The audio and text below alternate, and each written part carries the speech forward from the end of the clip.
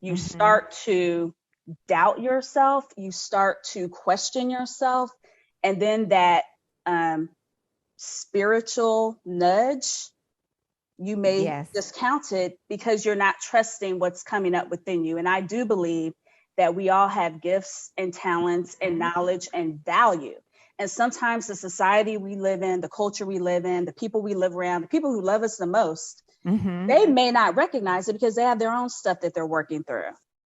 I gravitated towards more of the money coaching because I found that in Love working with that. clients, I would give them a menu of options, I give them a plan, and then I go back and they haven't enacted the plan. Or You're saying something that came was up under the consulting part. in terms of consulting with people. Yeah. So consulting is kind of like people come to you with a problem, you give them a solution and Mm-hmm. say, this is what's going to get you there. Have fun. They may or may not do it. Yeah, because sometimes people need you kind of sitting with them. You know, you can use profanity. I know, I've heard the real you. I've been working so hard to keep it clean Like, because sometimes my people need you to kick their ass. because if your listeners go to my website, the first thing they're going to see on my landing page is I help you make fuck it money. So, but yeah, sometimes people need, a little bit more. And so you ask me like, how can people, reach out to me or if they have interest in working with me? I offer what I call affordable, accessible workshops, but I'm also open to working with individuals. And it's just a matter of reaching out to me. Okay. Hey, everyone. Let's start healing. I'm Adrienne Murchison, and welcome to episode 72 of the Let's Start Healing podcast. We have more in common than we think, and what we have in common can change the world. That point is going to really be brought home in the next two episodes of this podcast with my guest, Naomi Clark. Naomi is host of the podcast, The Outspoken Girlfriend. She is a financial expert, financial coach, financial consultant. Her podcast is very helpful to women, but you'll see that men and women will be able to relate to what she talks about regarding money. But I want to share with you how she describes herself and her podcast. She's a feminist financial consultant and coach, and she helps women get more money, more power, and dismantle the oppressive systems getting in their way.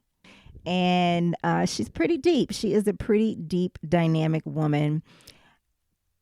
This is part one, where we are focusing on her expertise around money and just some of the foundational aspects of having a handle on our money and our cash flow. And then in part two, we're going to take a deeper dive into who is Naomi. And that is going to be a lot of fun, you'll see. So let's get to it. Let's get started and let's start healing. Welcome, Naomi. Thank you. I'm excited to be here.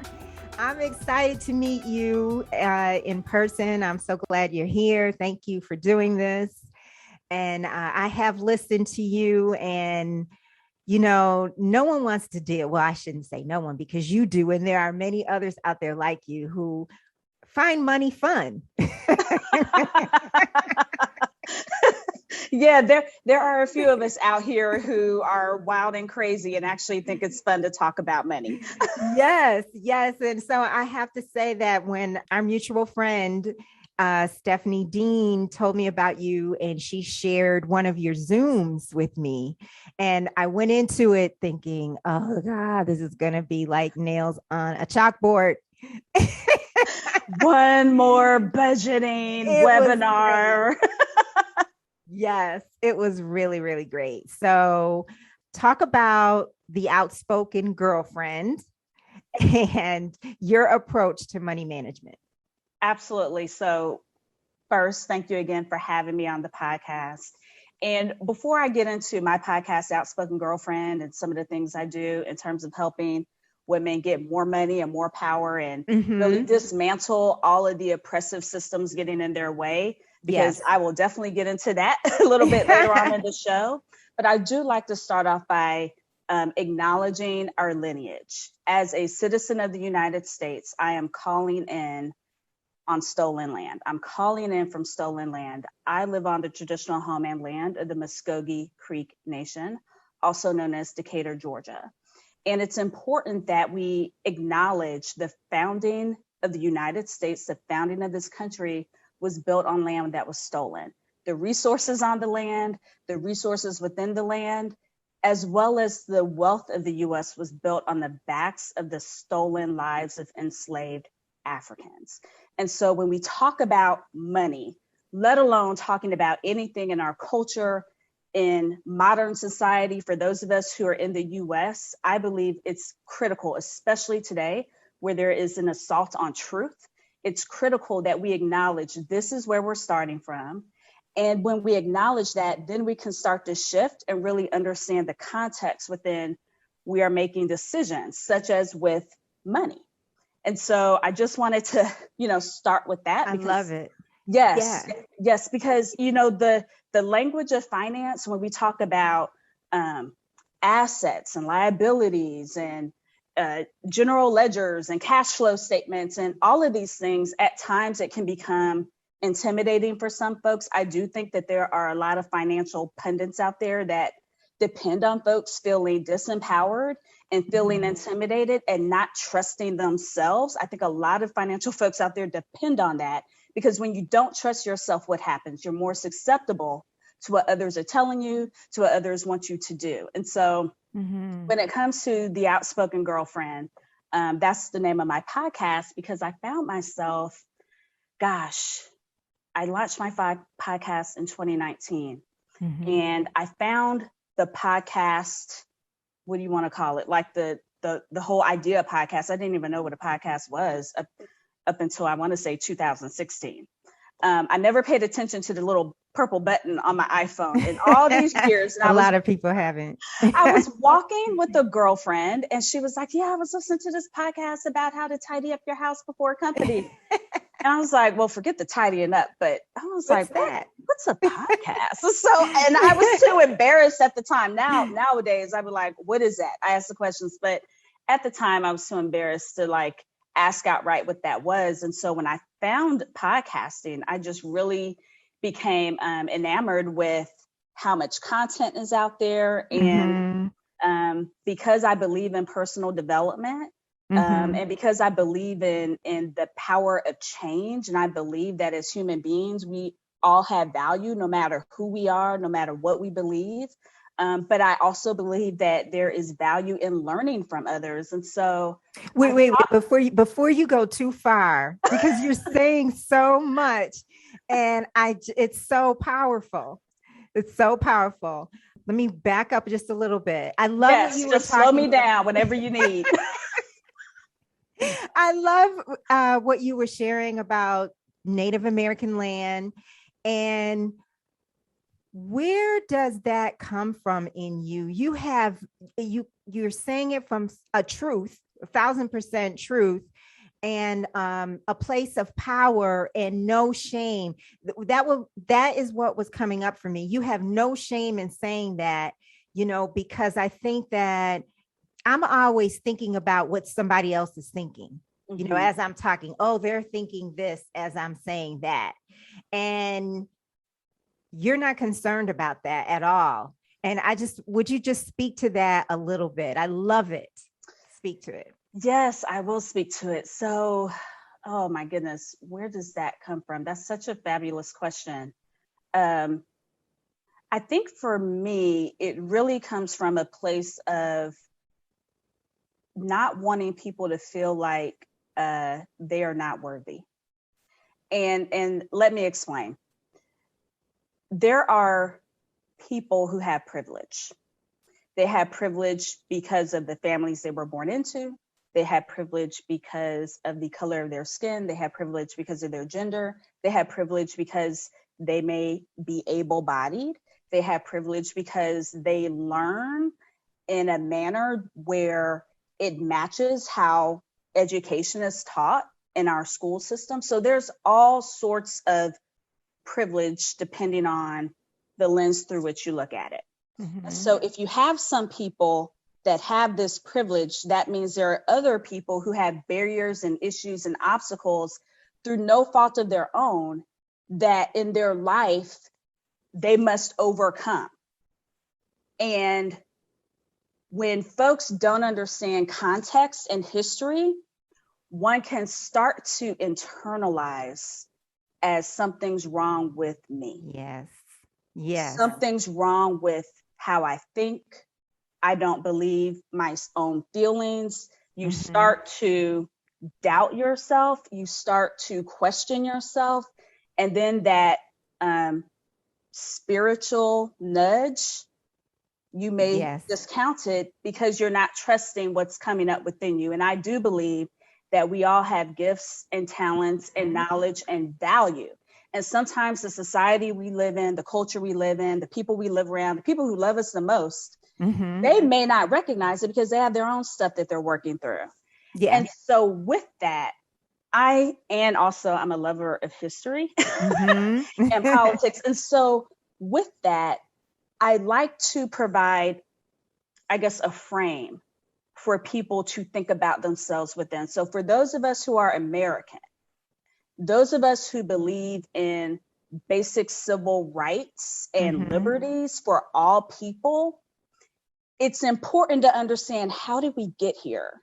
And so when I think about the founding of this country, it literally came from a group of people who overpowered and committed genocide against other people who were the native indigenous people that were already here. And brought people here against their will. And then brought other human beings here against their will. And they thought that they were less human. Right. And they dehumanized. And so this carries over into our modern lives today. Some people think that with the civil rights movement of the 1960s, everything got better. And that's not true. There are still disparities financially because folks were barred from creating assets for themselves. And by that, I mean buying land, buying homes. I mean, Black people weren't even free to have autonomy with their own bodies and their own lives. And so that's how you get this generational wealth gap. And so you asked me, like, where does that part come from? And for me, it's a way to push back against narratives that people consciously or even unconsciously are putting forth. Right. Let's celebrate Thanksgiving. Let's, be grateful. Yes, let's be grateful. And also let's acknowledge what actually happened when this country was founded. Let's not pretend, because when we're pretending, we can't heal. Yeah. And so that's where some of that comes from. So that's wonderful. And what do you want your audience to know about money? And what are you imparting to them about money and management and being empowered? So the first thing I talk about is having self-trust, because money is a resource.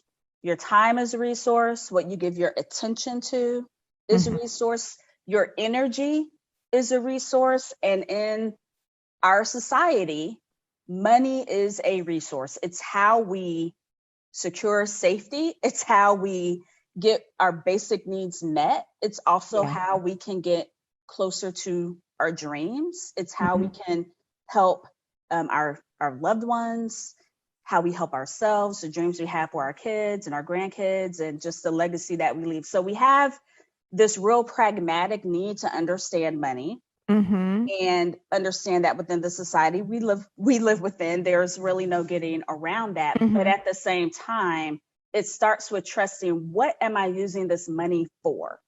Because money does not spend itself. It does not earn itself. It does not invest itself. It does not save itself. It's a thing. It's a symbol. It's a thing. It's a symbol. It's an exchange. Right. And so if one is only pursuing money, but is not real clear on what is the intention behind it, Mm-hmm. then one can become very influenced Mm-hmm. and perhaps even make decisions that later down the road they may end up regretting.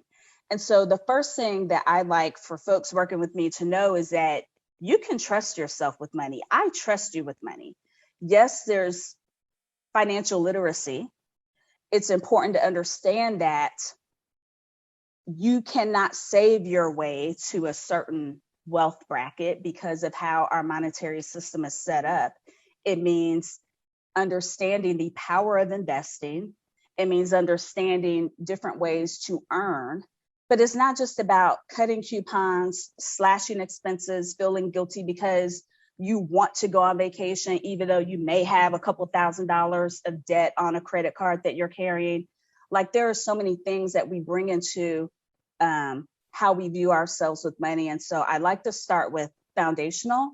Mm-hmm. I trust you with money and I trust you to make decisions. And then we can start building on the key behaviors. I talk about the behaviors of earning money, the behaviors of investing, the behaviors of spending, the behaviors of saving. What do you mean? And the behavior of paying back. What do you mean by behavior? So I talk about how money does not do anything on its own. Mm-hmm. There needs to be intention behind it.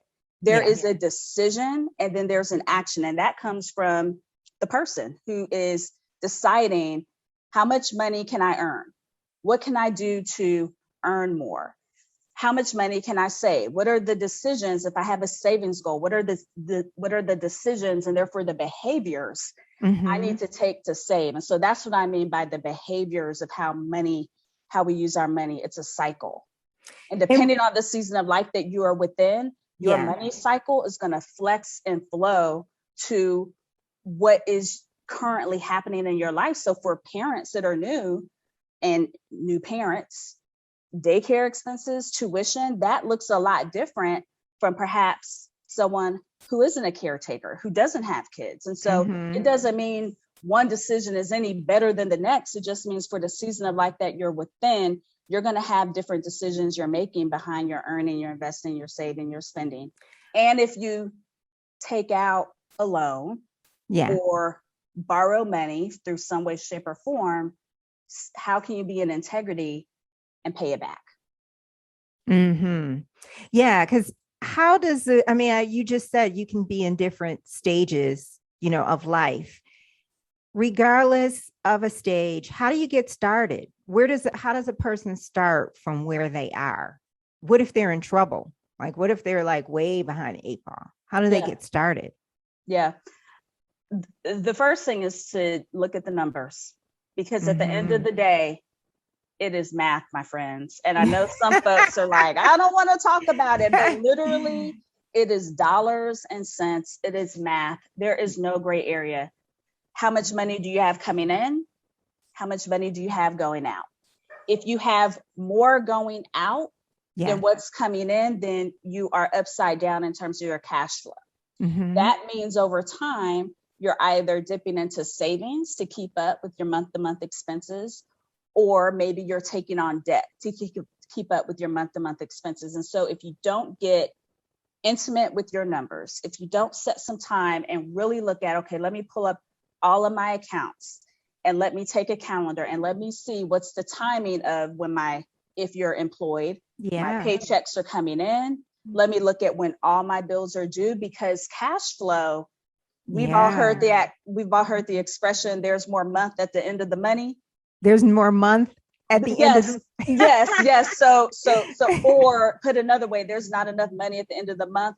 That has to do with cash flow. So perhaps you have a lot of your bills due between the 1st and the 15th of the month. That means maybe the 16th through the 31st, your cash flow is tight. And then you get another deposit, and that can look a lot different than if maybe your bills are more spread out. And so there is some art to cash flow management. But at the end of the day, you ask, how does a person get started? It literally starts with, okay, let me look at my statements. Let me look at all of my if you have credit card bills, if you have medical bills, if you have student loans, it also means thinking about what are my spending behaviors. So I'd say start with your numbers, but then you also need to start with how are you making decisions around holidays, around Christmas? Are you the type of person that waits until December 1st to start thinking of a budget for Christmas? Yeah. What about the surprises such as, oh, there's an anniversary that I want to get a gift for, your partner or maybe someone that you love. There's a birthday present you want to get them. Oh, I want to go, hang out with some friends. So you have these expenses as well. So it's not just running your numbers, but really understanding what are your behaviors. But ultimately, Adrienne, I could go on and on and on. So I'll just circle back to this. You have to know if you have more coming in than going out. If you have more going out, that means there do need to be some behaviors changed. Yeah. Because money does not magically appear. And over time, you can get into a hole that becomes harder and harder to get out of. Yeah. What do you think of this? I've talked to other people who are, really good in finance or they're in accounting about money, and they have talked about the relationship that we have with money, our personal relationship, just as if we have a relationship with another person. And you mentioned the word trust earlier in terms of you trust the individual, with money. So what do you think about that relationship? And one person, I was in a group and it just came out of him. And he said, I forgive money for the way people have used money to hurt me. And so what do you think about that whole concept? Is it kind of woo woo, or is it, is there, some weight to that, some truth to it? There is some weight to it. And there is a lot of truth to it. We talk about, or I was just talking about the context of money within the historical context in terms of, those of us who are citizens of the US at one point, human beings, enslaved Africans, they were assets. They were considered to be assets on the balance sheet. So there's a historical context, but there's also a personal context. And the fact is this, as human beings, when we are, in our formative years, as young children, we do take on the attitudes and the behaviors of those who care for us. And so there is such a thing as passed on generational attitudes when it comes to money. And oftentimes it's because people are having coping mechanisms to deal with life. And so I'll use myself as an example. I'm an African-American woman and I am 43 years old. I'm not afraid to say my age, but my parents grew up during, they were baby boomers. So they grew up during Jim Crow, but they were still young enough to take advantage of some of the civil rights legislation around anti-discrimination and home ownership. And so my parents passed on to me what they believed is a formula for success, which is you work hard, you get a good education, you get a good job. And then they didn't say this outright, but it was implied. You find a husband, you have kids, you take a vacation a few times a year, you pay your bills, and then you have a happy life. And so I grew up with this belief in terms of, okay, I need to buy a home. I need to pay for a higher education. I have to make sure I get a high paying job.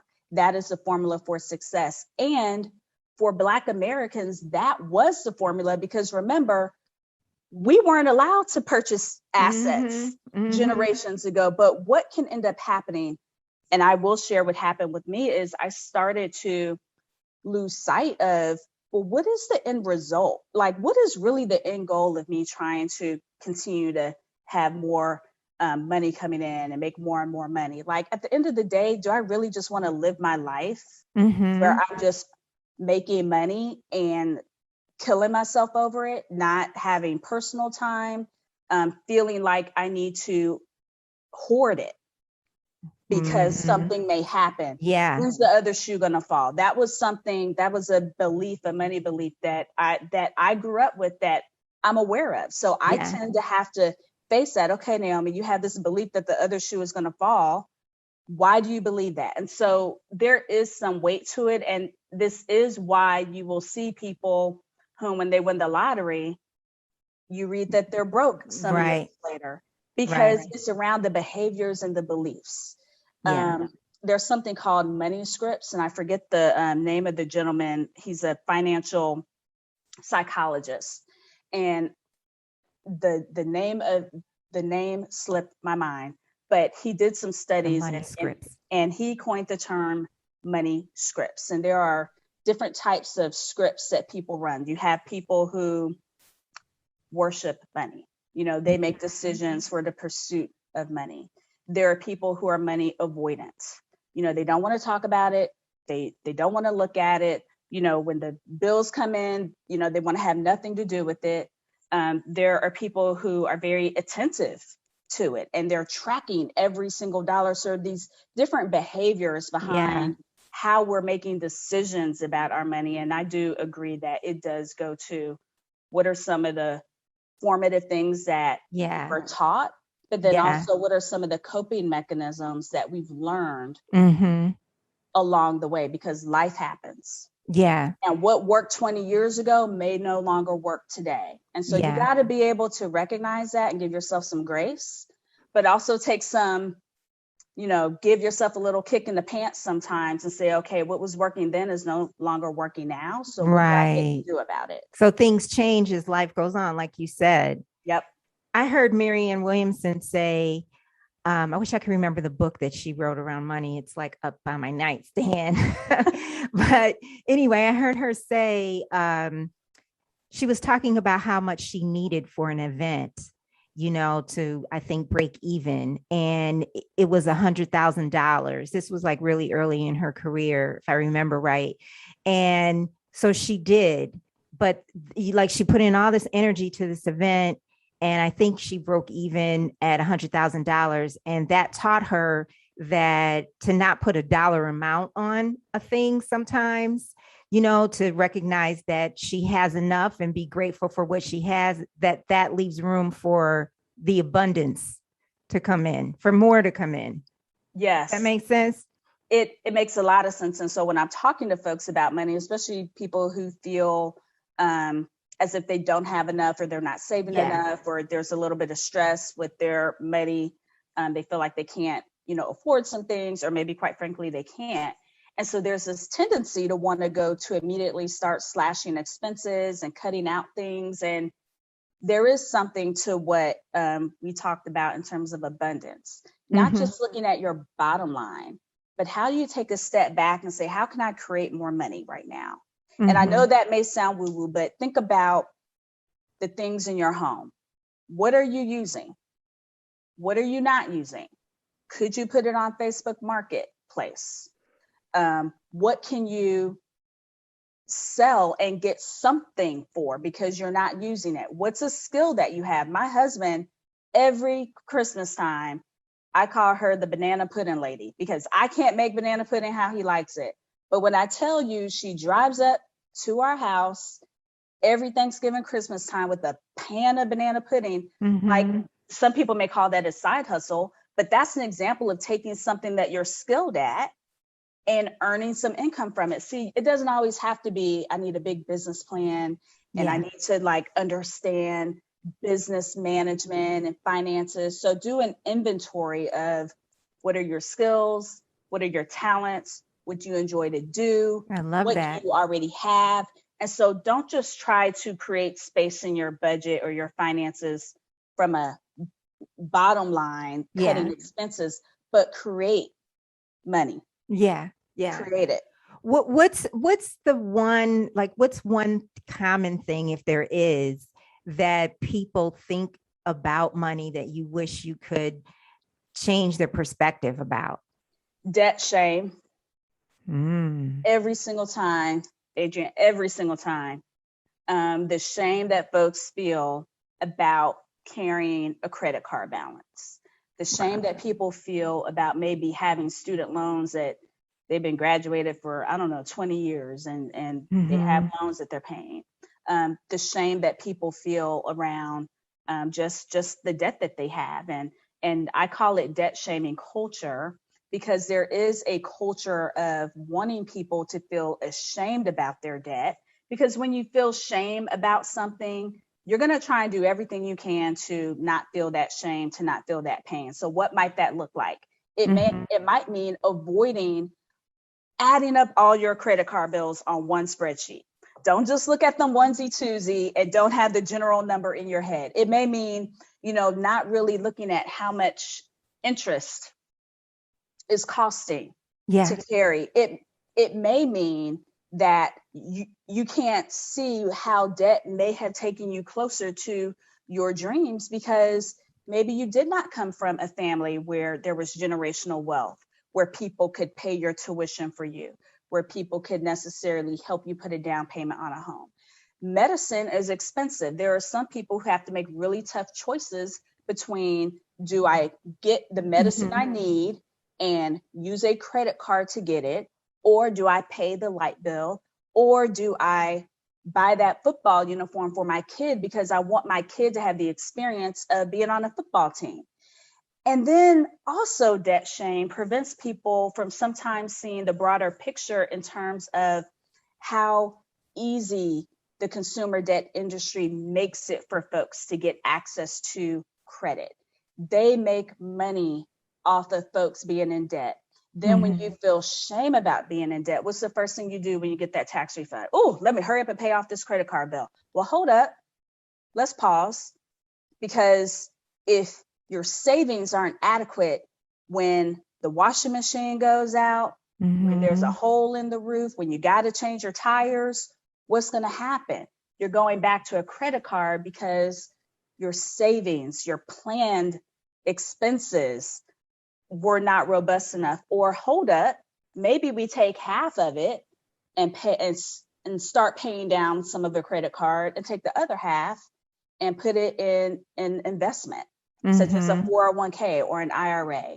And so what debt shaming culture does is it has people only focusing on the part of their money management around debt and moving so quickly to pay creditors back that you can lose sight of all the other things that can actually create more abundance in a monetary fashion if you can pause a few moments and look at the full financial picture. So that is the one thing that I really focus on with people that I work with and what I talk about on my podcast. Did you say looking at the spreadsheet can, looking at your debt, you might not realize that you're closer to your dream? Did you say that? What I said was, you may not realize how debt has gotten you closer to a dream. So there is this, I don't know, verbiage out here. You will hear people saying, oh, there's such a thing as good debt and such a thing as bad debt. And sometimes you'll hear good debt classified as having a mortgage, having student loans, and then bad debt is like when you have credit cards. What I say is debt is debt. All debt is you have borrowed money in some way, shape, or form, and you have agreed to pay it back on certain terms. So when you borrow that money, how might you borrowing that money get you closer to your dreams? For example, I don't know many people that have enough money to buy a home in cash, but they can earn enough over 15 years. Maybe some people, have mortgages typically for up to 30 years. But over that amount of time, they say, you know what, for the interest rate that I'm going to pay to borrow this money up front so I can buy this home, that is getting folks closer to their dreams, and it's building equity while you're paying back your mortgage. Now, businesses, entrepreneurs, for many women, especially women of color, access to capital is not as accessible. And so there are some entrepreneurs, there are some women that as business owners, they may say, okay, I can't get the seed money that I need, so I'm going to take a personal loan, I'm going to take a business loan, and that's going to get me started.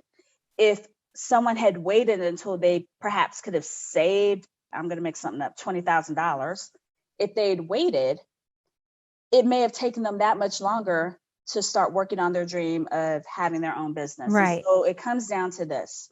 Wealthy people and corporations use debt all the time. It is part of their financial strategy, but they don't call it debt.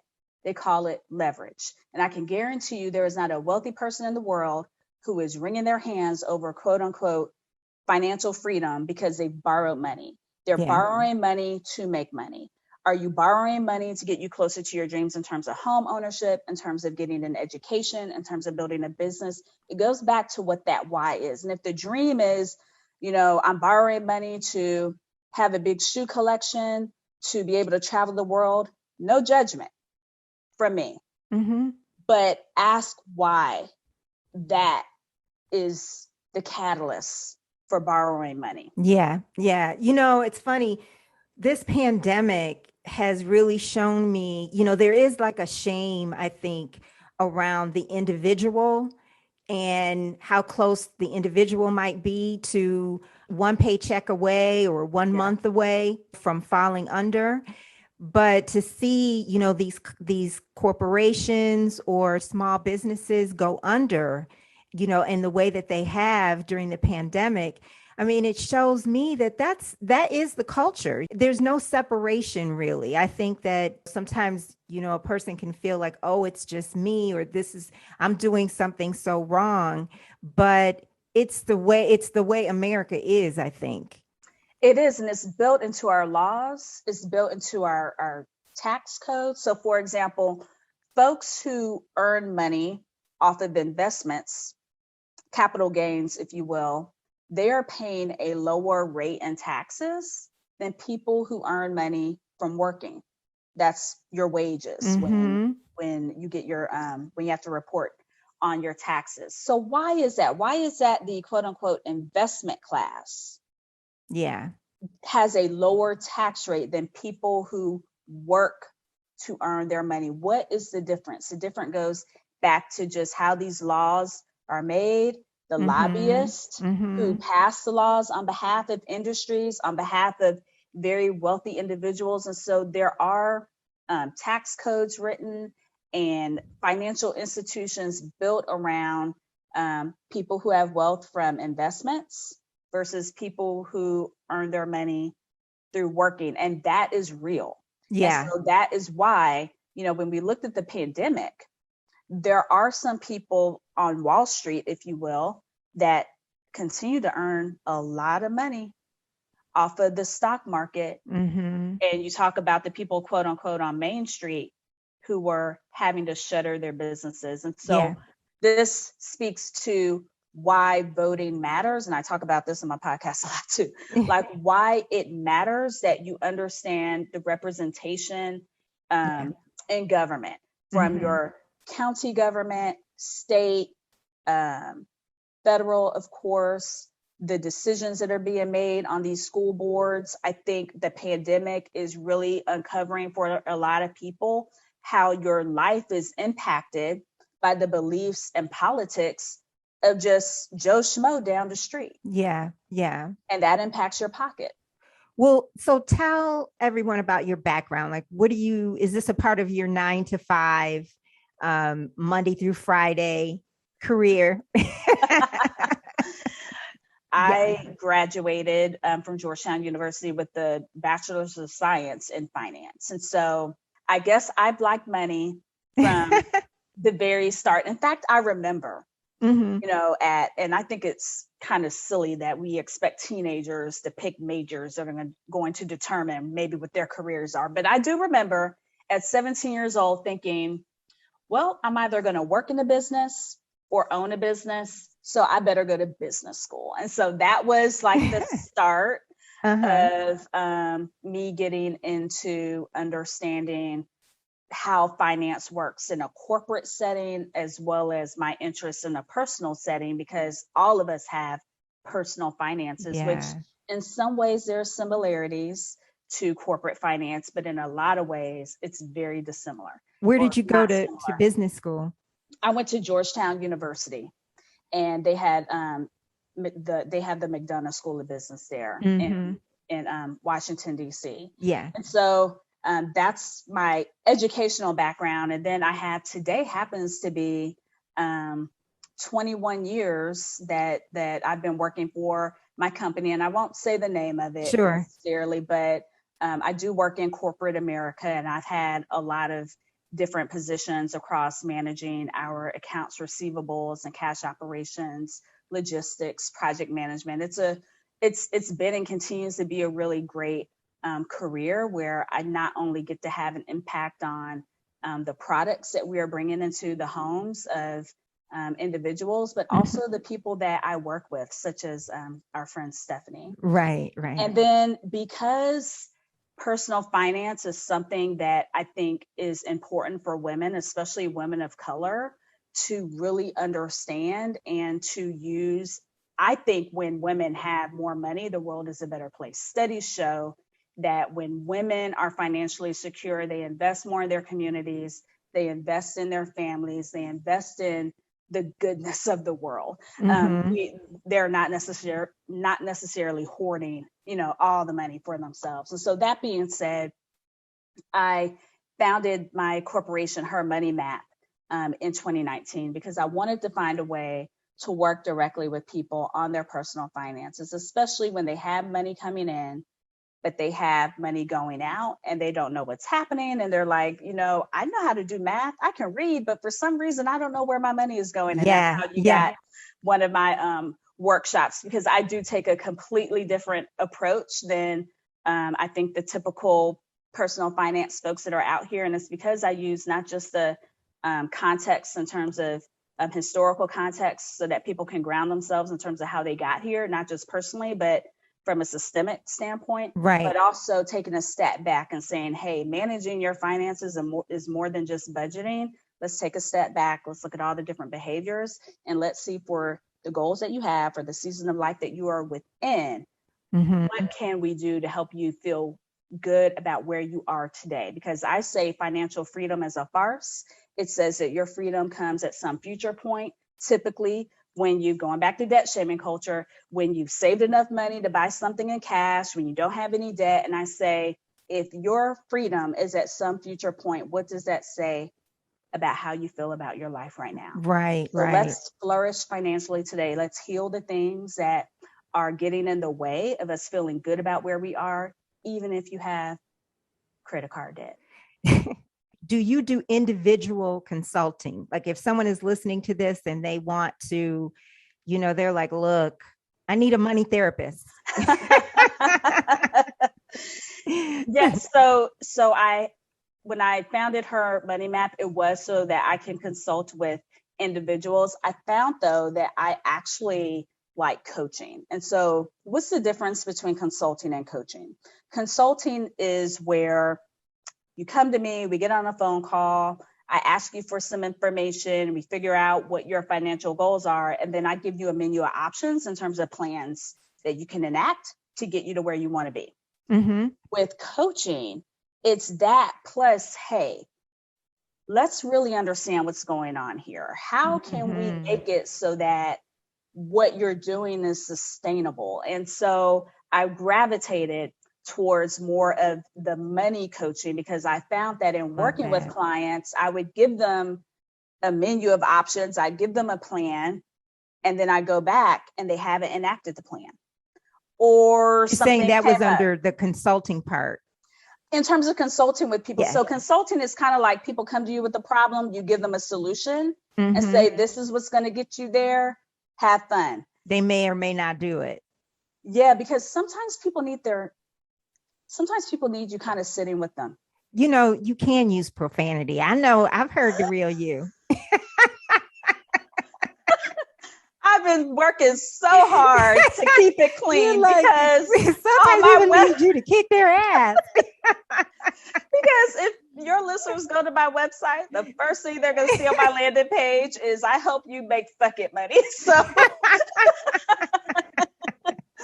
but yeah, sometimes people need, a little bit more. And so you asked me like, how can people, reach out to me or if they have interest in working with me? I offer what I call affordable, accessible workshops, but I'm also open to working with individuals. And it's just a great. matter of reaching out to me. Okay.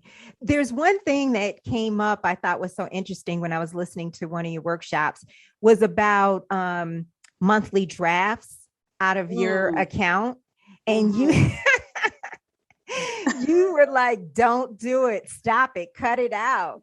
Yes. I was like, and I'm like, if there is one thing I want your listeners to take away to stop doing immediately, is to allowing companies, whether it's the power company, whether it's a credit card company, I don't care what company it is, do not give them your routing and checking account numbers so that they can, quote unquote, save you, the pain and save you the hassle of having to remember when to pay your bills, because that is the equivalent of giving people the keys to your financial home.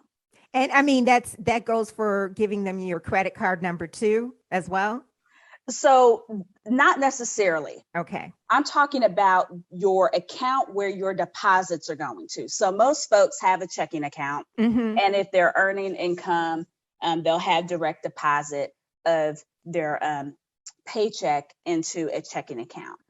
I am talking about allowing other entities and companies to come into that checking account and pull that money. And we saw this happening earlier this year when Texas had that ice storm. Yeah. And a lot of folks were on an automatic bill pay with their power company. Yes. And the rates went sky high. And all of a sudden, people were having their accounts drafted for $7,000, $17,000. It doesn't even have to be that dramatic. But what if someone makes a mistake? What if they take, instead of $100, they take $1,000? So it is much more secure for you to decide when you're going to pay those bills, and for you to decide how you pay them and when they get paid. That does not mean you can't use automations. And so I teach my clients, there are plenty of banks and credit unions where they have a bill pay program, and it takes a little bit of maintenance at first. But instead of, say, Georgia Power coming in and taking $200 a month out of your checking account, you go into your bank's portal and you push the $200 to them, and you can schedule it so that they pay it when it's due. And most banks will offer, they may even send a paper check on your behalf, or they'll pay it via EFT. And so what I talk about is, if you have given companies the keys to your financial home, that's where you have your deposits coming in. That's a no-no. I need you to unclick that and just build a ritual and a habit where you can know when your bill is due, and you can go and do a little bit of maintenance in your bank account and in your bank portal and push that bill out automatically. Now, you asked me about credit cards. Let me say this real quick. There are some businesses where they're like, we are going to draft each month. No, you cannot write a check. No, you cannot pay us. We are going to come in, such as daycares often, school tuition. And so what do you do with that? You set up what I call a buffer. So let's say you have a Visa card and you have to pay a daycare bill of $500 a month. And they're like, you need to give us your credit card number, expiration date, and we're going to draft, or we're going to charge this $500 on the 15th. They're not going into your account. They're going into Visa's account. And then you, in turn, need to make sure you have a plan to pay back your Visa bill. But what's not happening is that corporation or entity is going into your checking account where more money flows in. Right. So you kind of have like a home account that your money flows in. And then you could set up a lot of different methods on how you organize what subsequent accounts and different accounts are used for. And that is what I talked about in the budget. Yeah. And, it makes so much sense. And you gave, a great example of what happened in Houston. But do you know this from a similar type of experience that you witnessed in your career? Or, how did you come to realize that? Was it just, hey, this is just common sense? Or did you actually see something like this transpire? No, I guess it was always just a personal trait that I had, where I was like, I can remember to pay this bill on the first. Yeah. Like the marketing, the marketing is Uh-huh. used to make you feel like, oh, you know what? I don't want to have to think about when that bill is due. And see, this is what happens when you're not aware of your bills going out because you're not the one pushing them out. A lot of people get surprised. There'll be double payments coming out. Amazon, the online shopping. This is how people are like, where the fuck is my money going? I got money coming in, but where's it going? What's happening? Well, part of it is because that attention and intention has not been built into your personal habits, your personal care. So we brush our teeth every morning.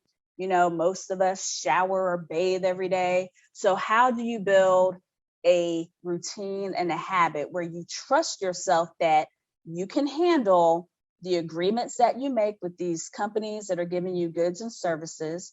You can have a calendar of when those bills are due.